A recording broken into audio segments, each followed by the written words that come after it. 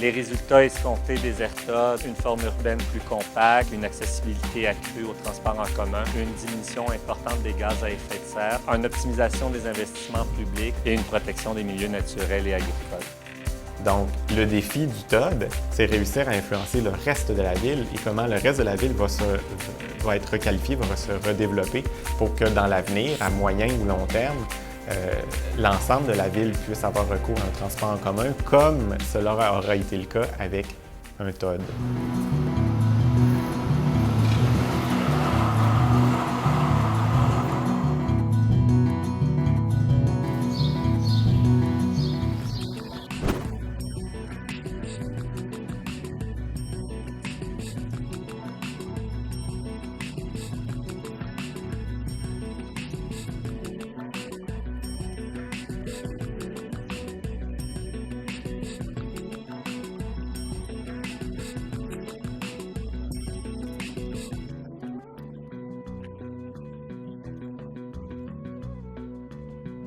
Un TOD réussi, c'est celui qui ne sera pas construit seul dans le champ, isolé du reste du monde. C'est un TOD qui va être connecté à la ville existante.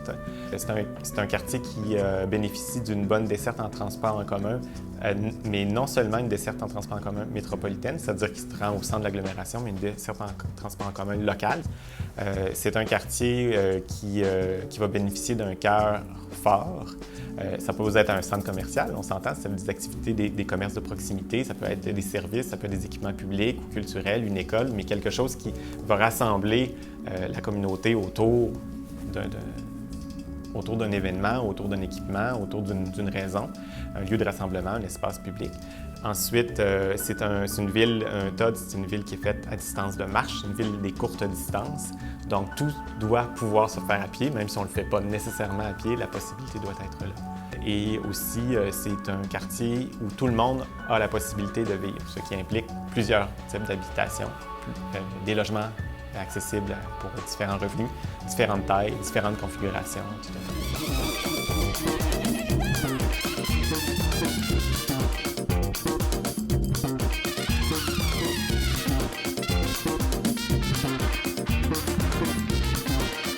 Well, the Roslyn-Ballston corridor is really a project that goes back decades. It was originally conceived by people working in Arlington in the 1960s and 70s when they were first looking at building a metro system. People here in Arlington thought, no, we could do something better, and had the idea to put stations close enough together that there were walkable distances. So they're on half-mile centers, which means you're not more than a quarter mile or a short walk from any metro station when you're within that corridor of 5 stations. And this was the broad idea, early on, of people who understood the idea of transit-oriented development back before it was fashionable or before really anybody was talking about it in this country, at a time when people were really moving toward cars being the only way people were going to travel in the United States.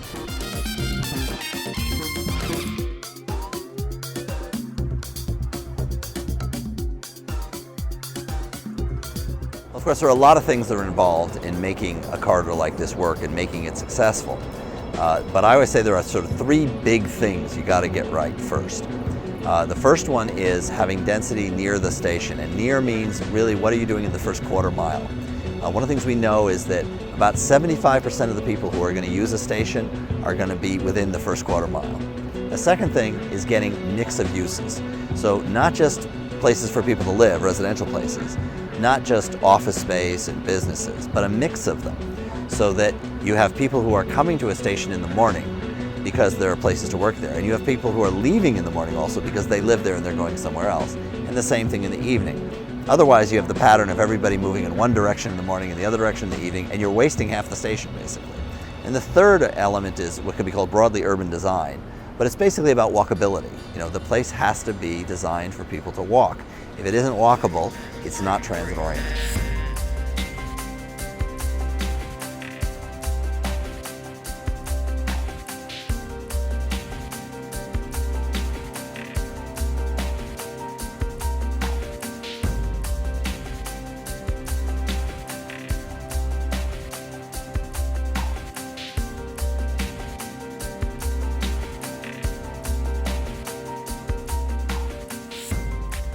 The sprawl that we have did not occur purely as a result of personal preference. It was very much a planned phenomenon. It was planned by governments. There was redlining of inner city areas. There was freeway building. There was coding, massive coding. So the idea that this has all happened as a result of consumer preference is simply not supported by the evidence. Well, one of the things that we've learned from this project was that our hunches about the market supporting this kind of community have been proven to a degree that was beyond our wildest imagination. There was a very strong demand for this kind of community. People do want to get out of their cars.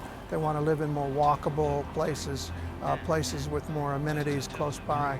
One of the things that I think we've been struggling to do is to integrate more with the surrounding area, and particularly this arterial that is still very, very busy, and to try to sort of tame that and make that more walkable and integrate more of this kind of development. I would say that's a big challenge. The other one is just how do you get more of a sort of evolutionary, fine-grained pattern.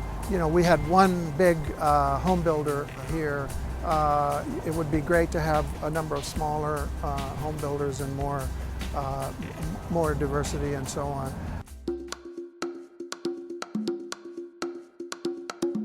Le TOD peut être voué à l'échec si effectivement les mesures pour encadrer la croissance sur les autres parties du territoire, c'est-à-dire hors TOD, ne sont pas suffisamment efficaces, ne sont pas assez fortes. D'abord et avant tout, si on veut atteindre les objectifs métropolitains, il faut penser beaucoup plus large que le TOD, parce que la ville existante, c'est un territoire beaucoup plus grand que le simple TOD, qui lui, normalement, se fait dans un rayon de marche de 800 mètres. Les villes existantes, elles sont là. Il y a des gens qui y habitent dans des bâtiments qui existent déjà, avec autour ou d'activités qui sont déjà implantées, puis ils vont continuer à prendre leur voiture. La réussite des TOD passe par ce qu'on va faire en dehors des TOD, c'est-à-dire de la façon dont on va réussir à contraindre la croissance sur le reste du territoire. The important thing to remember is it's not ultimately about the transit. You know, it's not ultimately about the station. I mean, that's one element, and it makes it possible to do other things. But you're really trying to create a great place.